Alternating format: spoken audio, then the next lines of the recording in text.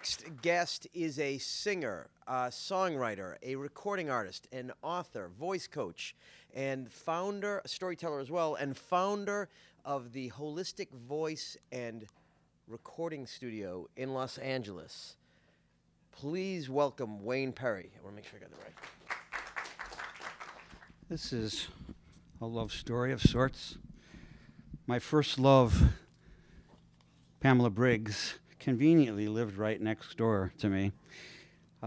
Unfortunately, because whenever we tried to go out, hang out, go out together, my kid brother was always tagging along. We never seemed to get any time alone.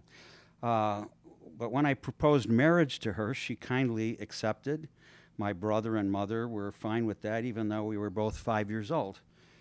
By the time we got to be around 7 or 8, we were both the same age. My little brother, who was about 6, was still hanging out with us. And one time we were out we all went to the same school. You know, my brother was in a different grade, but we're coming home and we hear these people swearing. This girl, maybe about 10 years old, and using the F word. And I don't know if you were like us, but when I was around 7 or 8 years old, I didn't know what it meant. We wanted to know, what does this word mean that's so powerful, it gets people's attention, and that I'm not supposed to be saying?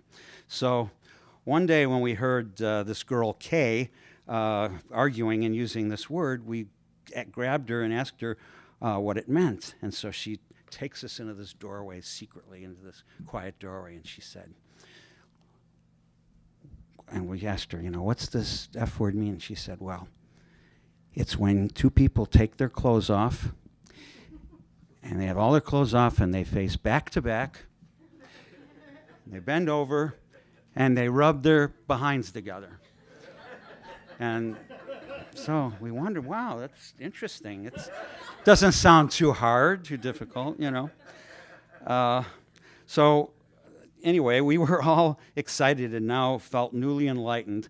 Later, though, at home, I thought, wouldn't it be cool if Bruce and I, my brother and I, fucked like adults? I presented my idea to little Bruce, and he agreed that it would be cool. So while our parents went out to the store shopping, we went into the bathroom, locked the door, took off all our clothes, proceeded to stand back to back, and bent over and gently rubbed our butts together, moving from side to side and up and down, make sure we were doing it properly, all around, you know. And we finished. We felt, wow, we're fucking. Okay.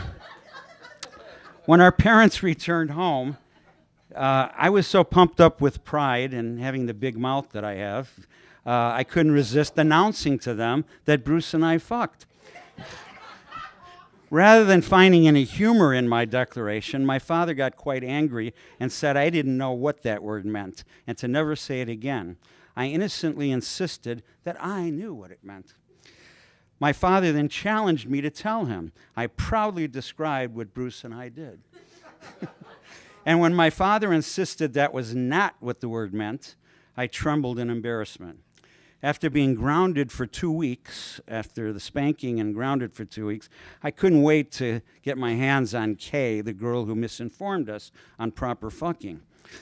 Later, while out with Bruce and Pam, we encountered Kay. I proceeded to yell at her that she lied to us and got us in big trouble. I didn't know if she had tricked us or just didn't know what the fucking was. But she again invited us into another secluded space to explain.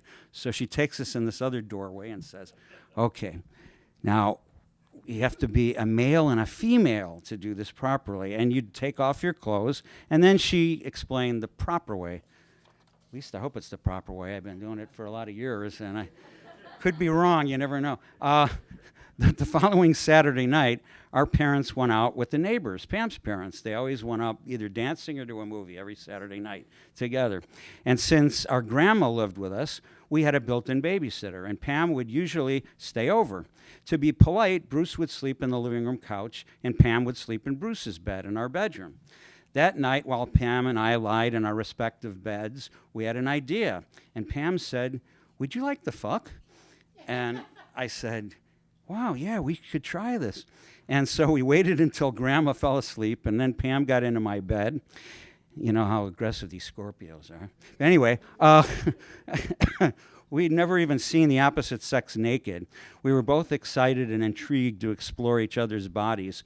So we took off our pajamas, turned on the lights, and enjoyed exploring each other's cracks and crevices and orifices.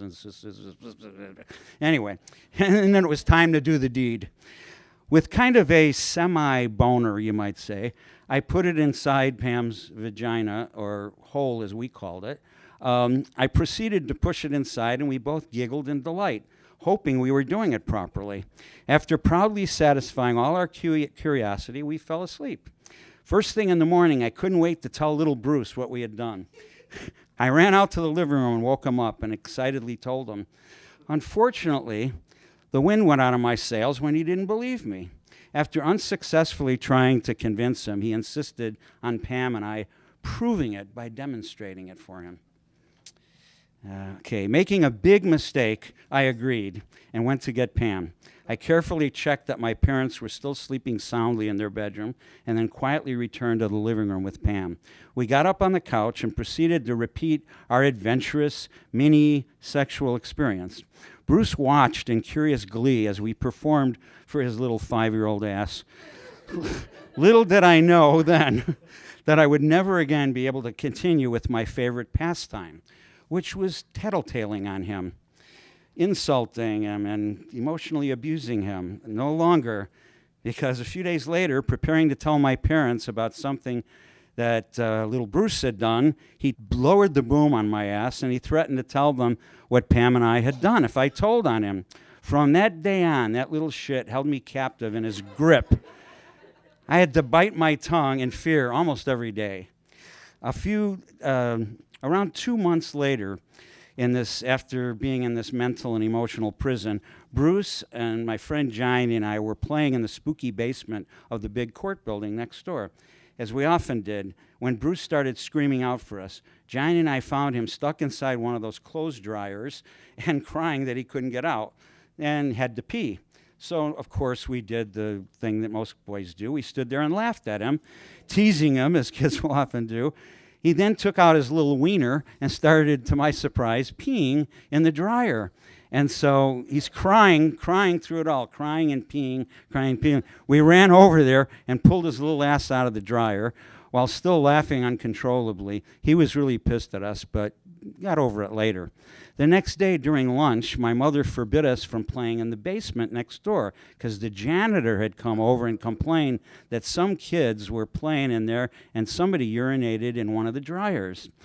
I don't know what came over me in that moment, but I just could not contain myself. Being a professional tattler, I blurted out that Bruce was the pee-pee boy. My usually sweet mother looked aghast at Bruce and asked, "Is that true?" My little brother's face turned cherry red, and he silently slunk down in his chair in guilt. He sat there pouting and never uttered a sound as my mother scolded him for almost 10 minutes. When she finished her rant, Bruce continued sitting there silently for a few moments. When he finally decided to speak, the only thing he had to say was, "Wayne and Pam fucked." I couldn't believe what I heard him say, although I should have expected it, being stupid enough to tattle on him, but I just couldn't stop myself. I then slunk down in my chair as my mom's eyes drilled through mine into my soul. "What is Bruce talking about?" she hollered at me and proceeded to grill both of us intently. I had never seen her more surprised, confused, and upset. When the dust cleared, she said those truly scary words, "Just wait till your father comes home from work." I begged her not to tell him, but to no avail. She always shared everything with him. I hid behind the couch on the porch until he came home, and of course I got spanked and punished. Worse yet, though, they went next door to tell Pam's parents all the details of my affair. Long story short, they took her out of our school, put her in Catholic school, and forbade us to ever see each other. I was so upset that now they wouldn't let us get married.